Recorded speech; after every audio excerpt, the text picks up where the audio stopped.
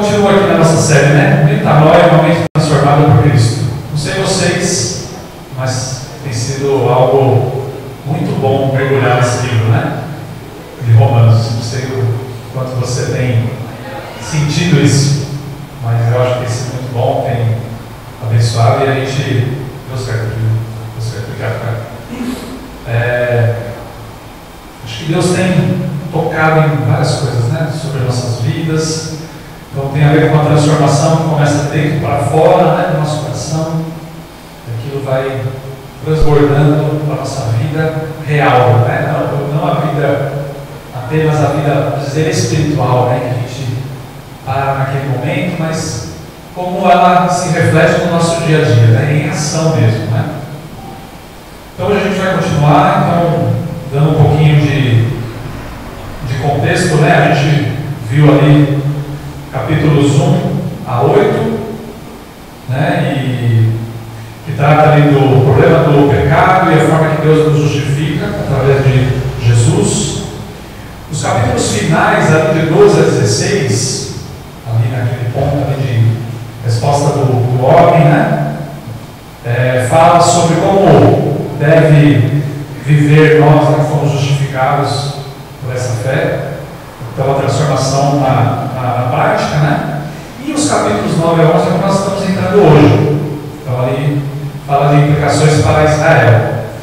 Então lendo esse texto, gente, parece que está completamente desconectado com o resto do texto. Parece que Paulo, ele dá um cavalinho de pau aqui e fala de outra coisa, que não tem nada a ver com o que ele estava falando antes. Ele vai numa toada e de repente chega ali Romanos 9 e quebra as pernas ali de todo mundo, né? Inclusive a minha.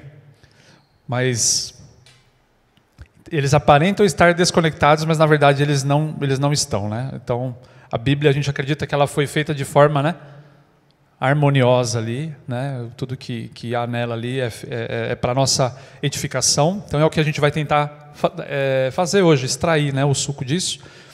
Importante dizer, né? Romanos de 9 a 11 é um dos capítulos mais difíceis da Bíblia inteira. Da Bíblia inteira.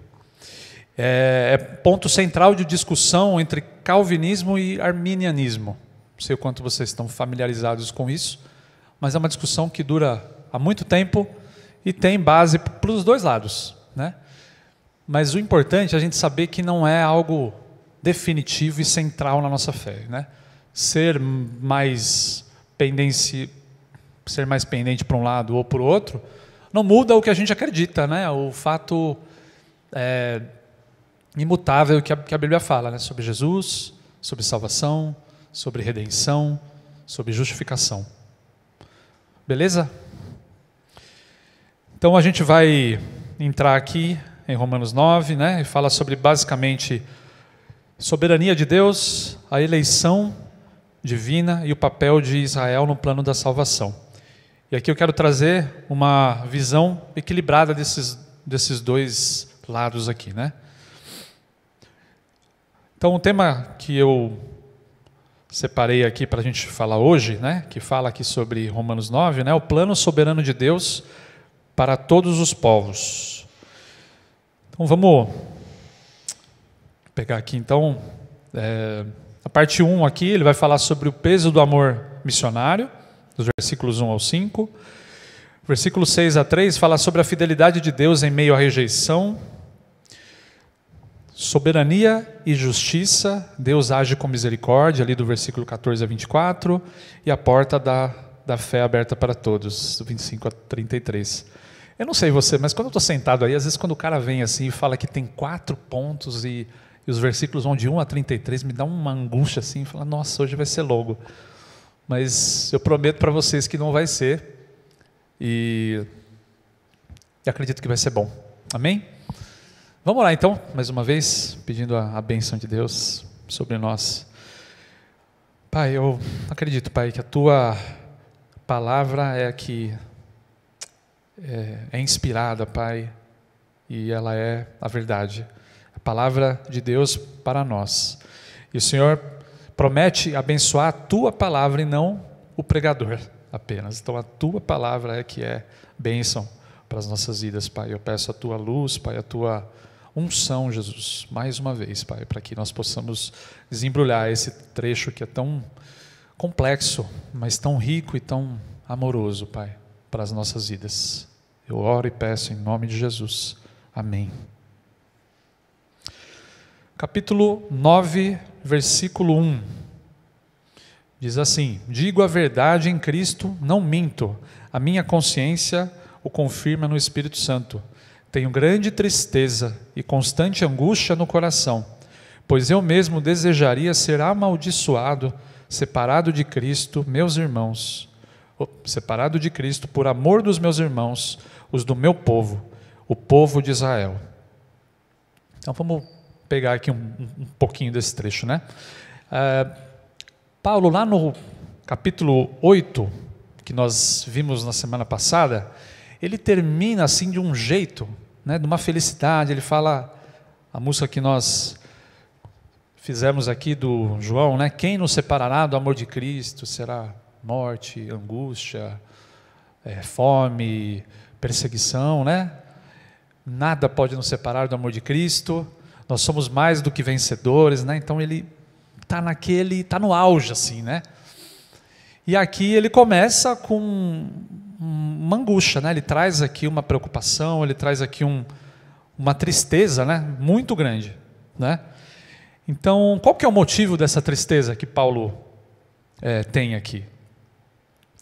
Então, o motivo dessa tristeza, o que o trecho vai nos mostrar aqui, é a incredulidade do povo judeu, a incredulidade do povo de Paulo, a quem Paulo pertencia, em relação a Jesus como Messias.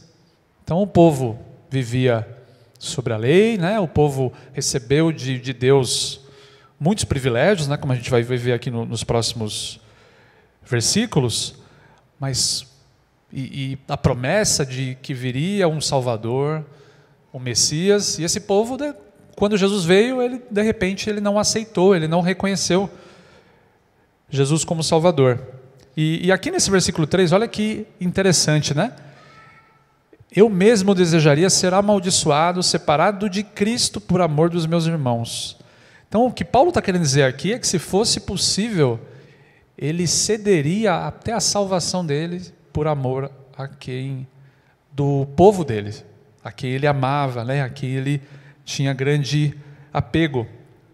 Então Paulo obviamente já sabia, né? Porque ele falou no versículo 8 que nada pode nos separar do amor de Deus. Ele já sabia que ele não podia ser separado desse amor, mas na força de expressão dele, ele falou: se eu pudesse fazer alguma coisa para salvar esse povo, para que eles abrissem os olhos e enxergassem Jesus Cristo como Salvador, eu faria, e eu entregaria a minha própria salvação para isso. Então Paulo aqui já começa a sentir aquele amor de Jesus Cristo mesmo, né? Aquele amor infinito, um amor que a gente não consegue imaginar. Versículo 4: deles é a adoção de filhos, deles o povo judeu, né? É a adoção de filhos, bem como a glória, as alianças, a concessão da lei, a adoração e as promessas. Deles são os patriarcas e deles o Cristo, é descendente humano, o qual é Deus acima de todos, bendito para sempre. Amém. Então ele está falando o seguinte, que essa rejeição do povo judeu ela é quase inexplicável, né? Ela é surpreendente, porque Deus deu todas essas coisas, né? Então a adoção de filhos aqui que ele está falando, na verdade, Israel, né, foi escolhido ali como povo de Deus, né? Como filho de Deus, como se fosse, né? A glória divina, as alianças, né, que Deus fez, uma referência com Abraão, com Moisés, com todos os patriarcas, né? A lei, as leis que foram dadas, então era um povo que tinha realmente a palavra de Deus, né, como guia ali da vida deles, né? As promessas, então, todas as promessas, né, através de sacerdote, reis e Jesus Cristo, também como Messias, né? Num comentário aqui, Calvino diz assim: se ele honrou toda a raça humana, estabelecendo com esta um vínculo ao compartilhar a nossa natureza, muito mais honrou os judeus com os quais quis estabelecer um laço íntimo de afinidade. Então, se Deus honrou toda a raça humana vindo como homem para a terra, ele honrou muito mais os judeus porque ele veio como judeu. Ele escolheu nascer no povo judeu, né? Então, mesmo assim, o povo não reconheceu ele, né? Então, uma primeira aplicação que eu queria fazer para nós aqui, já nessa manhã. Como está a sua sensibilidade com relação aos perdidos? Você teria coragem de fazer essa afirmação que Paulo fez? De trocar a sua salvação por alguém que você ama? Por algum parente próximo? Por algum amigo chegado? Que a gente possa refletir sobre isso, sobre as nossas vidas, né? O quanto o nosso amor está alinhado com o amor de Jesus, com relação ao resgatar, né? Ter essa consciência de todos estão perdidos, longe de Jesus. Nós não temos salvação senão com Ele. Que a gente possa refletir sobre isso, gente. Continuando aqui, capítulo sobre a parte 2 aqui, né? A fidelidade de Deus em meio à rejeição. Vamos ler lá no capítulo, versículo 6. Não que a palavra de Deus tenha falhado, pois nem todos os descendentes de Israel são Israel. Nem por serem descendentes de Abraão, são todos filhos de Abraão. Ao contrário, porque em Isaque a sua descendência será considerada. Em outras palavras, não são os filhos naturais que são filhos de Deus, mas os filhos da promessa é que são considerados descendências de Abraão. Começa a complicar aqui o texto já, né? Primeiro estava fácil ali a gente entender a dor e tudo mais, agora já descendência, não é filho, não sei o quê. Vamos desembrulhar isso aqui, né?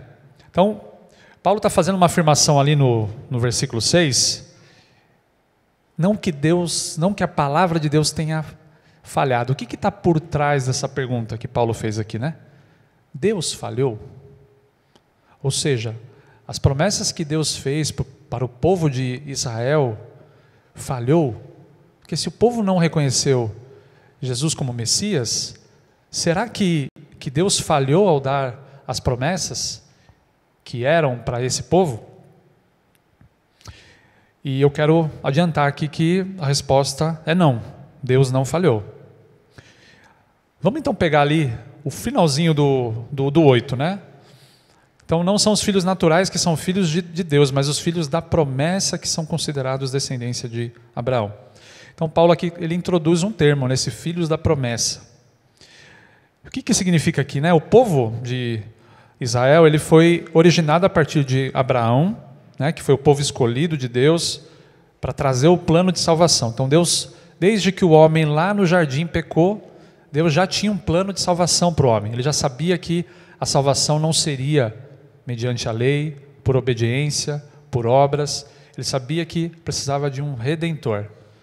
E ele já preparou, desde lá, essa salvação.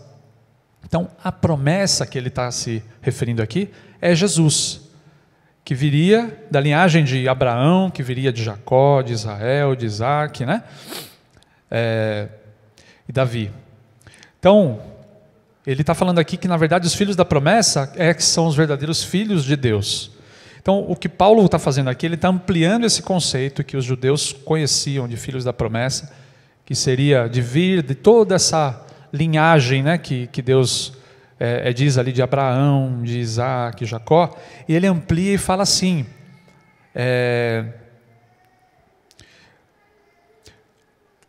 que a descendência de Abraão, na verdade, são aqueles que creem, aqueles que têm fé, assim como Abraão teve fé. E isso foi lhe imputado como justiça. Então, independente da origem étnica, se você é judeu ou não, aqueles que são filhos da promessa, ou são filhos de Deus, são aqueles que creem. E a gente vê isso muito claramente aqui em Romanos 2, 28, 29. Não é judeu quem o é apenas exteriormente, nem é circuncisão a que é meramente exterior e física. Não, judeu é quem o é interiormente, e circuncisão é a do coração pelo Espírito, não pela lei escrita. Então, está claro aqui, gente, né?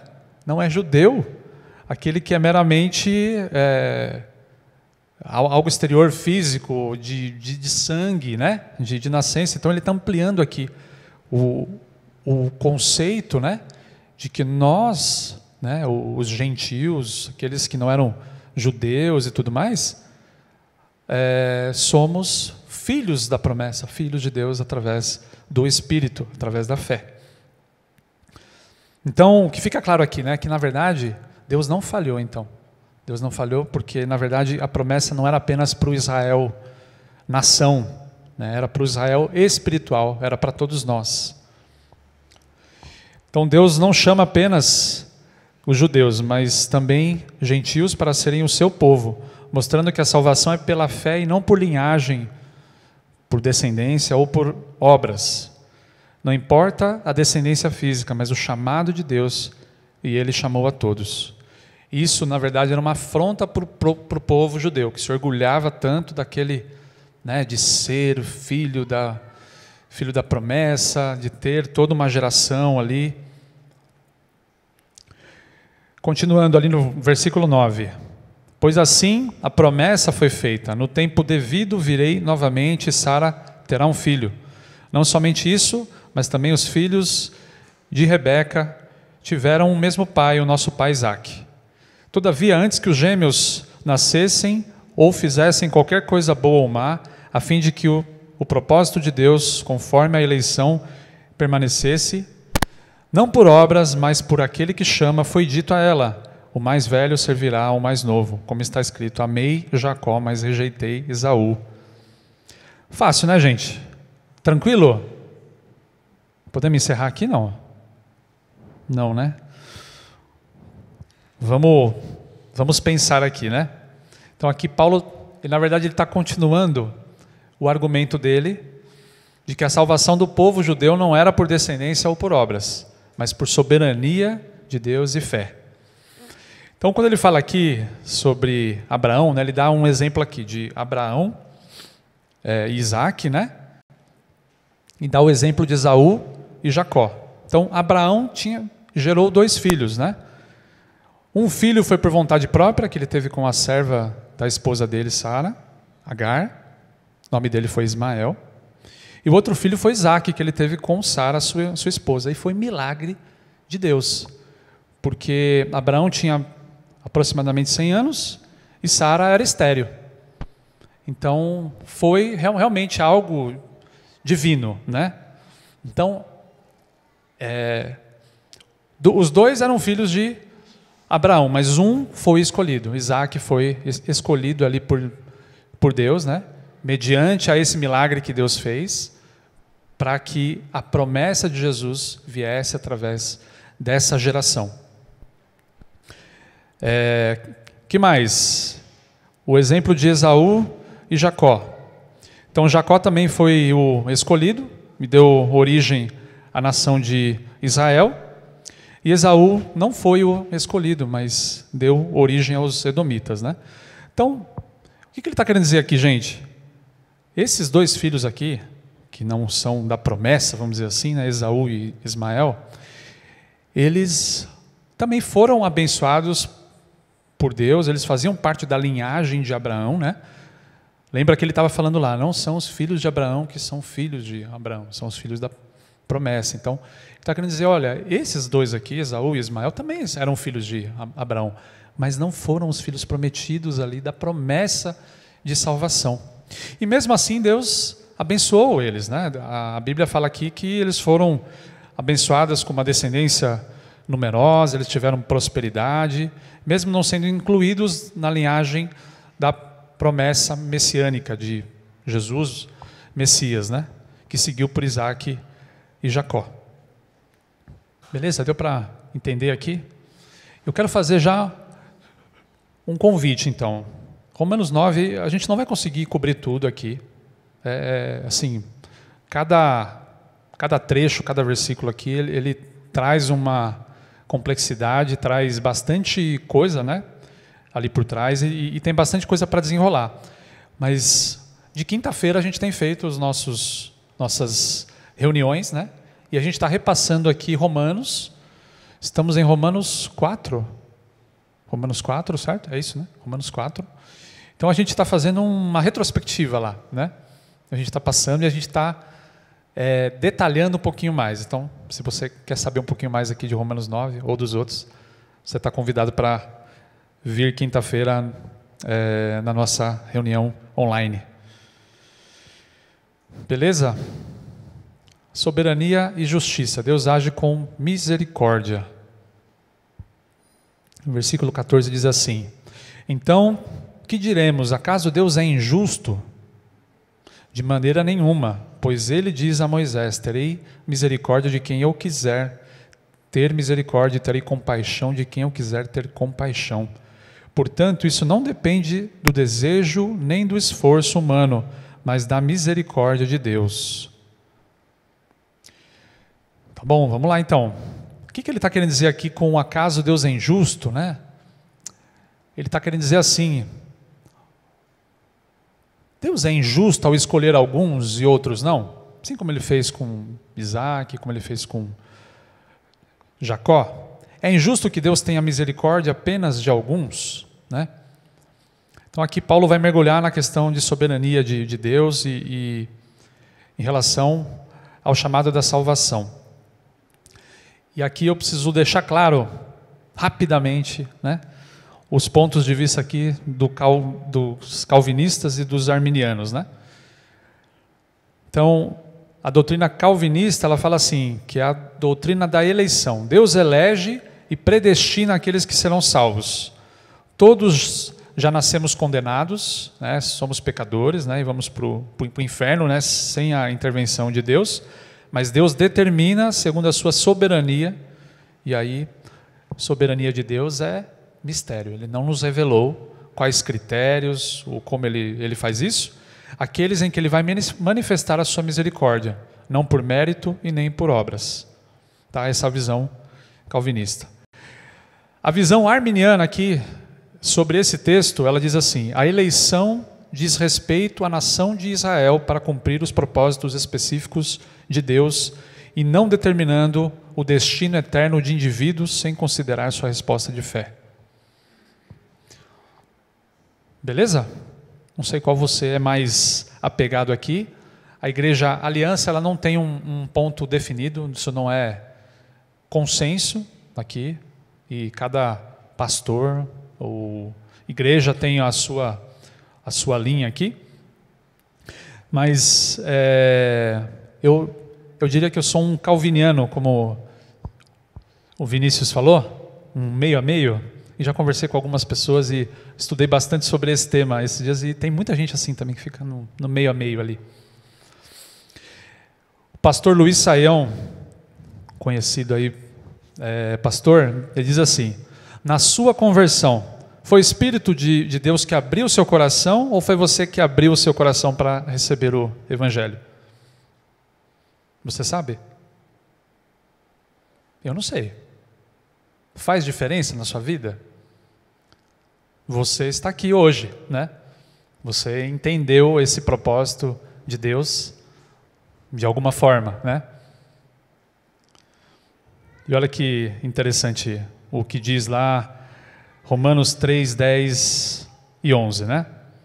Como está escrito: não há nenhum justo sequer, não há ninguém que entenda, ninguém que busque a Deus.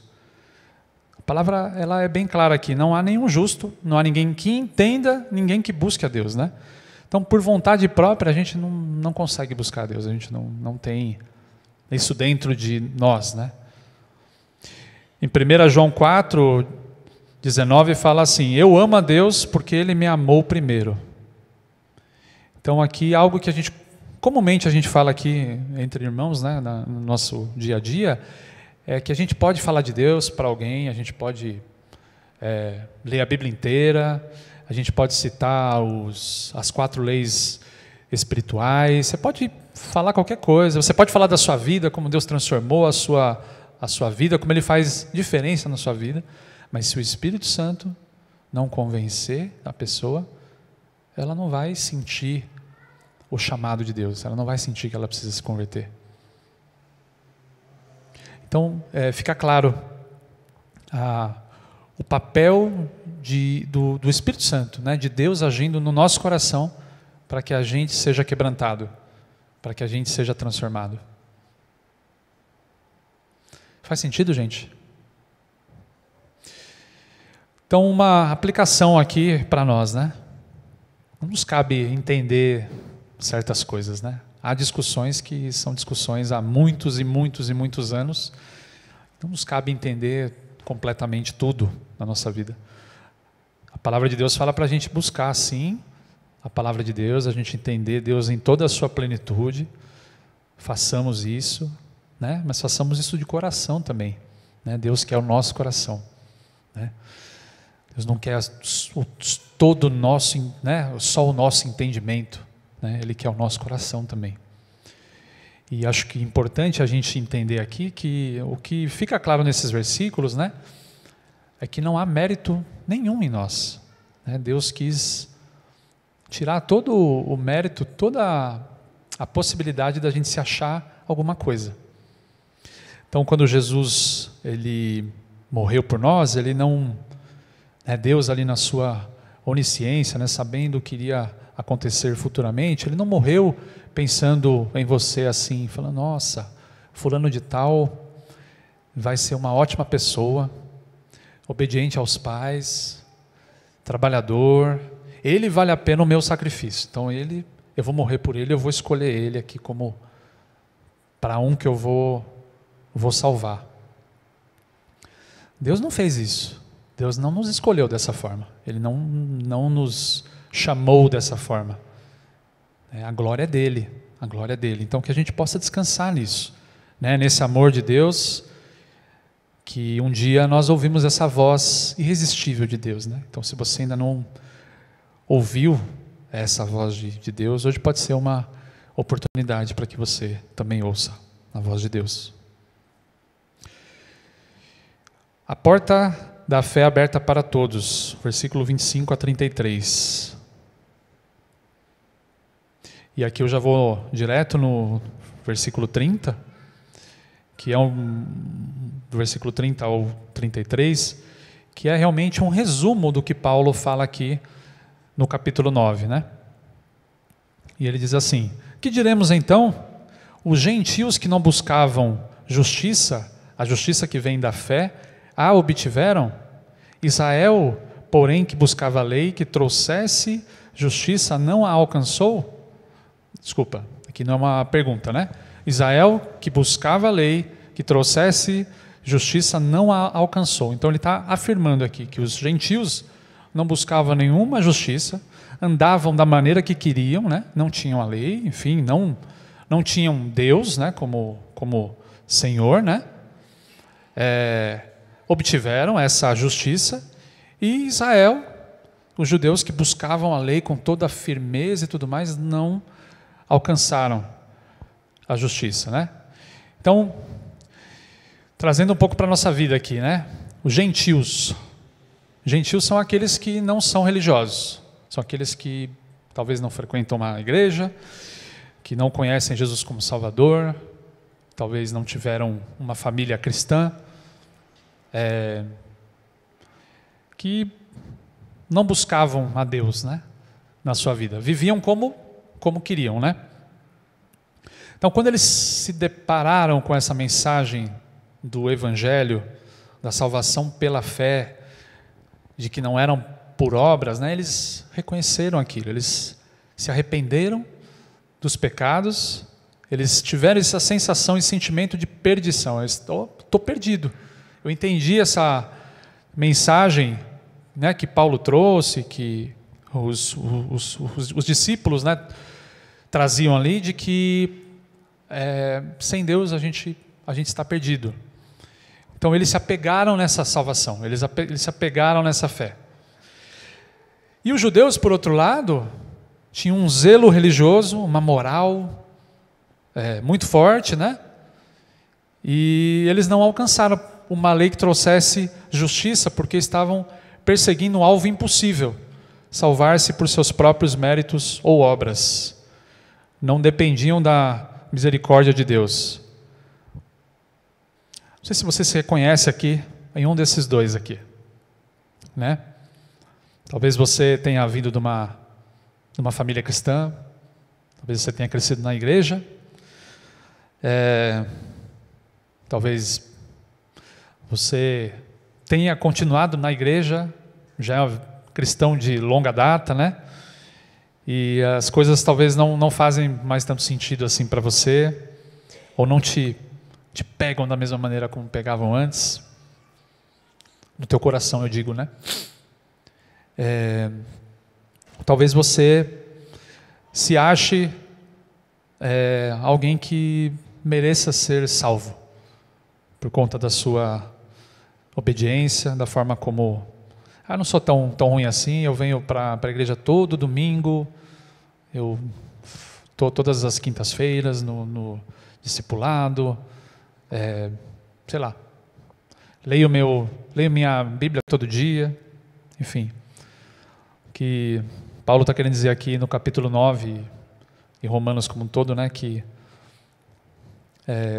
não há salvação sem Jesus. Não há salvação sem Jesus. Quando a gente acaba fazendo as coisas por um ritual, por religiosidade ou qualquer coisa assim, a gente deixa Jesus de lado, né? E Jesus é o propósito do nosso coração. Essas coisas são importantes, né? Estamos aqui hoje, certo? Vamos vir domingo que vem. A gente pretende ter uma vida devocional, mas qual é o propósito? É porque eu estou buscando salvação, ou porque eu quero que Deus me aceite mais, porque eu estou fazendo essas coisas todas? Ou eu tenho plena consciência de que Deus já me aceitou, e pelo fato dele me aceitar é que eu respondo Ele dando a minha vida, dedicando o meu tempo com essas coisas, servindo a igreja com os meus dons.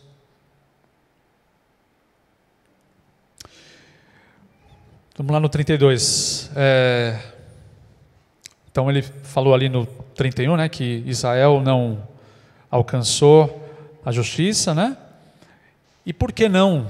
Porque não a buscava pela fé, mas como se fosse por obras. Eles tropeçaram na pedra de tropeço, como está escrito: eis que ponho em Sião uma pedra de tropeço e uma rocha que faz cair. Aquele que nele confia jamais será envergonhado. Então Paulo faz uma citação aqui ao livro de Isaías, que é esse trecho aí, né? Eis que ponho em Sião uma pedra de tropeço, e aqui é uma referência direta a Jesus Cristo. Ele é a pedra fundamental para todo aquele que crê. Quem se torna motivo para todo aquele que crê, mas se torna um motivo de tropeço para quem tenta alcançar a justiça de Deus por meios próprios. Os judeus, no caso, né? Então, essa doutrina, esse ensinamento que Paulo trouxe, era cortante e humilhante para o orgulho de um judeu, pois mostrava que o caminho da salvação não era pelo mérito, mas pela fé em Cristo. Então, assim, Paulo, o que você está me dizendo aí? Quer dizer que tudo que eu vivi na minha vida inteira aqui não tem mais sentido, ou não importa mais? O que Paulo está querendo dizer aqui, não, ele está falando, olha, é que a forma como você tem buscado Deus dessa forma não é a forma que Deus fez para ser, não é a forma que Deus desenhou. Ele queria o seu coração, ele não queria as suas obras, ele não queria você aqui na igreja todo domingo, ele não queria você tocando bateria, ou ensaiando, ou fazendo almoço, jantar especial, evento. Ele não queria isso, ele queria o seu coração. Ele queria o nosso coração, ele sempre quis o nosso coração e a nossa fé. Então, por isso que quando a gente fala dessa metanoia, né, de dentro para fora, quando a gente inverte a ordem, a gente faz de fora para dentro, não funciona. Quando a gente quer demonstrar as nossas ações, ou algo para ser agradável a Deus, para ser aceito por Deus, a gente não vai alcançar esse Deus. Um Deus de relacionamento, um Deus que quer o seu coração, quer conversar com você todo dia. Ele quer um tempinho seu durante a semana, durante o seu dia, para falar com você, para ouvir os seus, as suas angústias, as suas dúvidas, aquilo que te aflige. Ele quer ouvir o seu louvor, Ele quer ouvir a sua oração, Ele quer o seu coração. Eu queria terminar aqui com uma citação de um pastor aqui chamado Richard Lovelace, Teologia da Vida Cristã. Ele fala assim: todos nos sentimos automaticamente atraídos pela suposição de que somos justificados por nosso nível de santificação. Começamos cada dia com nossa segurança pessoal, repousando não no amor receptivo de Deus e não no amor, foi 2 vezes aqui, e no sacrifício de Cristo, mas nos nossos sentimentos presentes ou conquistas que a gente tenha, recentes, relacionadas à religião. Como esses argumentos não aquietarão a consciência humana, somos inevitavelmente levados a uma justiça própria, que falsifica os registros para alcançar um senso de paz. O que ele está querendo dizer aqui, gente, é que ao longo da nossa caminhada cristã, a gente vai deixando o evangelho de lado e a gente vai voltando para o princípio que é por aí afora, que é se eu dou, eu recebo. Se eu faço, eu tenho reconhecimento. No trabalho é assim, certo? É meritocracia, isso é chamado de meritocracia, Então, se eu faço, eu recebo. Se eu trabalho bem, eu recebo. E Jesus aqui, ele inverte a ordem, Por isso que a palavra de Deus, ela é falada, é loucura para alguns, Porque realmente ela não faz sentido, às vezes, para uma lógica humana normal. Mas ela tira e nos quebra por completo. Porque não há em nós nada que seja merecedor dessa graça de Deus. Não há nada em você que seja merecedor da graça de Deus. Mas mesmo assim, por amor a mim, a você, Ele se entregou na cruz.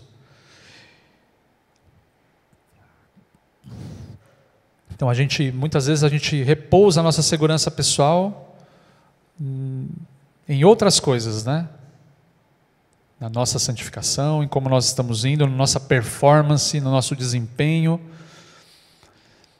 E assim como os judeus, nós estamos acreditando que a nossa religião vai nos aproximar de Deus. Então a gente precisa reconhecer que Jesus é o único caminho para a nossa justiça e nossa salvação. Então, pessoal, isso daqui pega para mim assim de um jeito muito forte. Espero que para você também. Quando eu falo de segurança pessoal, para mim, um menino que cresceu na igreja, com os pais aqui na igreja, com os avós, com a família da minha mãe, frequentava essa igreja aqui, e meus tios e tudo mais. Eu cresci nessa vibe aqui, cresci como alguns jovens aqui, alguns adolescentes estão crescendo, como os meus filhos estão crescendo, inclusive, aqui. E conhecendo esse Jesus, ouvindo mensagem por mensagem, você entra num culto, sai de outro, entra num culto, sai de outro, e a coisa vai sendo automática, Nossa vida vai passando, e com o tempo, quando a gente não se entrega a Jesus por completo, ou não entende essa transformação que Deus faz na nossa vida, quando a gente reconhece Ele realmente, como justificador, como sendo o único caminho a Deus, e não por esforços humanos, a gente acaba vivendo nesse modo automático, e vai vivendo, e vai vivendo, e vai vivendo, e a vida vai passando, e Jesus está de lado. A gente não tem esse reconhecimento de um pai. E aí quando a gente pede para alguém dar um testemunho na igreja, fala um testemunho aí do que Deus tem feito na sua vida hoje.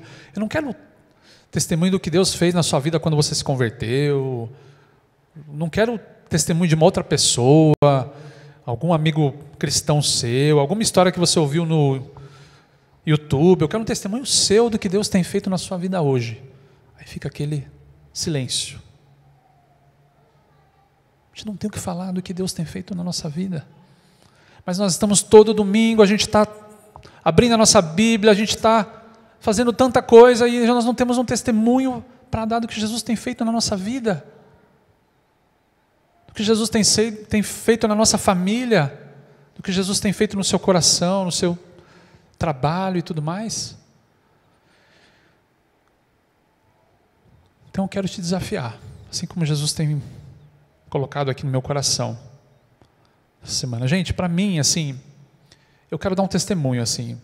Eu estar aqui na frente falando alguma coisa, para mim é um desafio extremamente grande, assim, que Deus foi me moldando, mas eu não tenho nenhuma capacidade, mas nenhuma capacidade. É pura graça de Deus.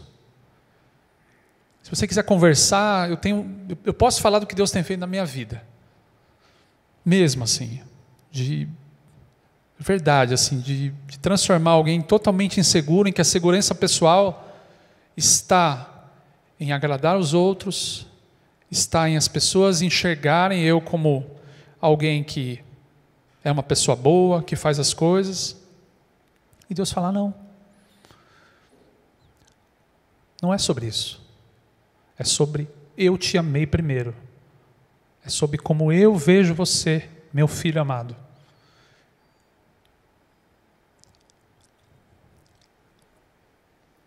Eu tenho muita insegurança ao falar, gente. Falar em público, para mim, é uma coisa, um muro, assim, pensa num muro alto, assim, que eu tenho que escalar e a dificuldade que é fazer isso. No trabalho, eu não conseguia falar, eu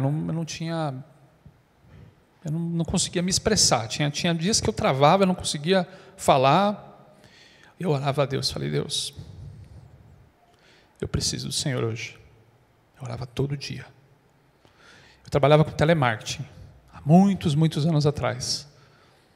E eu era gago, sempre fui gago. Quando eu era criança, sempre tive essa dificuldade. E eu orava todo dia, Deus me tira daqui, porque imagina, um gago falando num telemarketing, né? Como é que é isso aí, né? Então você pode imaginar a angústia que eu vivi durante 3 anos da minha vida? Você consegue imaginar isso? Você com aquele medo, com aquela insegurança, e o pessoal monitorando a sua ligação e tudo mais. Eu não sei nem como eu sobrevivi 3 anos ali, eu não sei. Aliás, eu sei. Quem me segurou ali, né? E eu orava todo dia, Deus me tira daqui, eu quero sair daqui, eu não aguento mais. E um dia surgiu uma oportunidade, uma vaga na área que eu estava estudando, né, de tecnologia, dentro do Bradesco, na época, né? E ali eu comecei. Aí fui começando a minha vida, mas esse fantasma, ele surge várias vezes. Tem dias que eu estou bem, tem dias que eu não estou, porque a minha segurança, ela vacila muito. Porque ela não está em Jesus Cristo todas as vezes.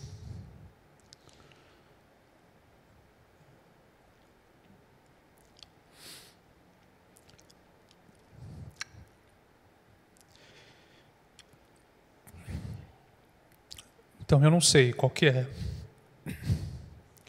aonde está baseada a sua segurança, onde o seu coração está, em que coisas você acredita serem verdadeiras, mas não são. Mas eu sei o caminho e os braços de quem eu posso me achegar quando isso acontece. Que você também possa encontrar esses braços de Jesus abertos para cada um. Ele espera que você consiga colocar toda a sua fé, toda a sua esperança nele. Amém? Não importa a sua história, não importa o teu dia hoje, como você tem vivido hoje, não importa como você viveu ontem, importa o que Deus quer fazer na sua vida. E Ele quer fazer uma transformação, Ele quer usar você, Ele amou você, Ele escolheu você para ser filho dEle. Querido Deus, nosso Pai, eu te agradeço, Pai, por sua mensagem, Pai, por tua palavra, Pai, e mais do que isso, pela tua presença, que é viva nas nossas vidas, Pai. Um Deus que nos dá esperança quando não temos esperança, um Deus que nos dá propósito, sentido na nossa vida, um Deus que nas nossas angústias mais profundas nos acolhe de braços abertos e nos dá paz, a paz que excede todo entendimento. Então eu agradeço, Pai, por ser um Deus presente, por ser um Deus que, mesmo quando nós não enxergamos no nosso dia a dia, a gente está tão ocupado com as nossas coisas, fazendo tantas coisas, a gente esquece do Senhor. Peço que Teu Espírito Santo, que habita no coração de todo aquele que entregou a sua vida a Jesus, possa fazer morada no nosso coração, possa nos chamar a cada manhã a relembrar desse propósito, a relembrar de que o Senhor nos ama e somos filhos amados. A nossa identidade não está no nosso emprego, a nossa identidade não está no nosso casamento, nos nossos filhos, num lar perfeito ou não. Nossa identidade não está no que a gente faz na igreja, do que a gente faz por aí, caridade, qualquer outra coisa. A nossa identidade está segura na rocha, que é Jesus Cristo. O amor de Jesus, Pai, Jesus e o amor do Pai, que nos ama e que nos diz que nós somos filhos amados, que nos aceita por adoção. Obrigado, Pai, obrigado por essa mensagem, Senhor. Coloca as suas mãos sobre cada um de nós, Pai, e que a Tua presença essa semana seja diferente, Pai. É o que nós oramos no nome de Jesus. Amém.